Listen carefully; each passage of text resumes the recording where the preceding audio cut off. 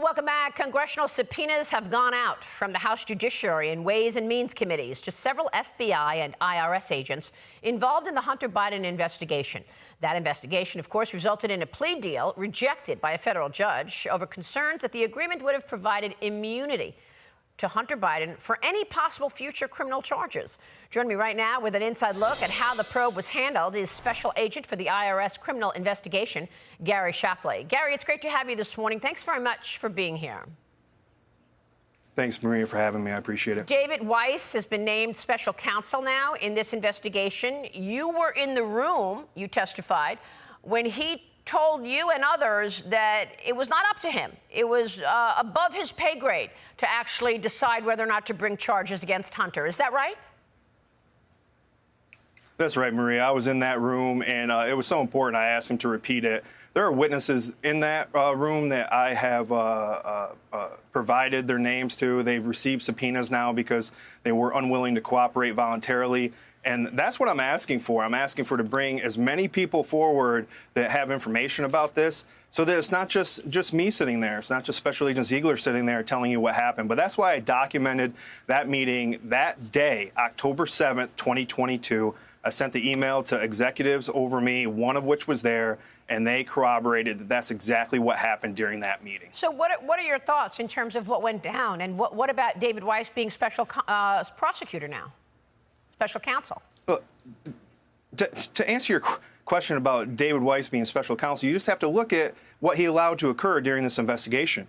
There are key witnesses we weren't allowed to interview, that we weren't allowed to ask all the questions of certain people we interviewed. People were tipped off that we were coming before the day of action. There were enforcement operations, to include search warrants, where a probable cause was agreed to by the prosecutors that weren't allowed to happen. And then you look, he played his cards. Now moving through to his letters to Congress, through Attorney General Garland's testimony in front of Congress, that it is not accurate what they said. And and part of it is DOJ will continually say their first talking point is a Trump-appointed U.S. attorney is in charge of this case. That's not what happened. In March of 2022. David Weiss and the prosecutors went to D.C. U.S. Attorney's Office, a President Biden-appointed U.S. attorney. He turned them down. Weiss confirmed that October 7th, 2022, again. In September, he went to the President Biden-appointed U.S. attorney in California.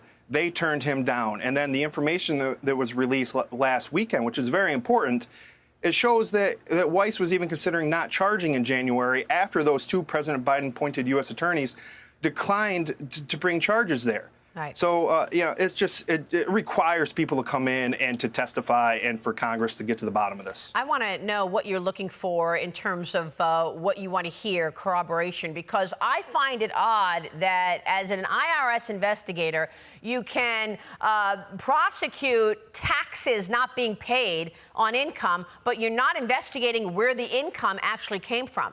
I want to get your take on what you saw in all of that Hunter Biden tax return information. And we're talking with Gary Shapley. We'll take a short break, and then we're back with the special agent for the IRS criminal investigation. Welcome back. We are back with Gary Shapley, special agent for the IRS criminal investigation. Gary, a moment ago you said you were in the room when David Weiss said, it's not up to me, the charges can be brought against Hunter Biden, it goes above my head. Who was in charge then? So, that's the question. We knew that the charges had to go through D.C. or California, and the government even provided a motion once the plea deal fell apart that said that they had to move to D.C. or California to bring charges. And as Attorney General Garland was providing testimony to Congress, and U.S. Attorney Weiss was providing letters to Congress saying that he had full authority to charge wherever he wanted to. And his June 30th letter says, I can't charge outside of Delaware. I'd have to partner with a U.S. attorney. As more information is coming out, it's clear that that's exactly what happened. He had to go through two President Biden-appointed U.S. attorneys. They turned him down. And that just goes to show the admission that making him a special counsel is that if you look at the information provided by Attorney General Garland and U.S. Attorney Weiss previously in letters and testimony, they said he had full authority to charge or investigate anywhere he wanted to. And he had to partner with local U.S. attorneys. When they made him special counsel, They had to make him special counsel because the only place that they can go charge is in D.C. and in California, and he was already turned down by both of those President Biden appointed U.S. attorneys. Well, obviously, at the end of the day, Merrick Garland is in charge, the Attorney General. We want to know whether or not he committed perjury when he said he did not interfere in any way.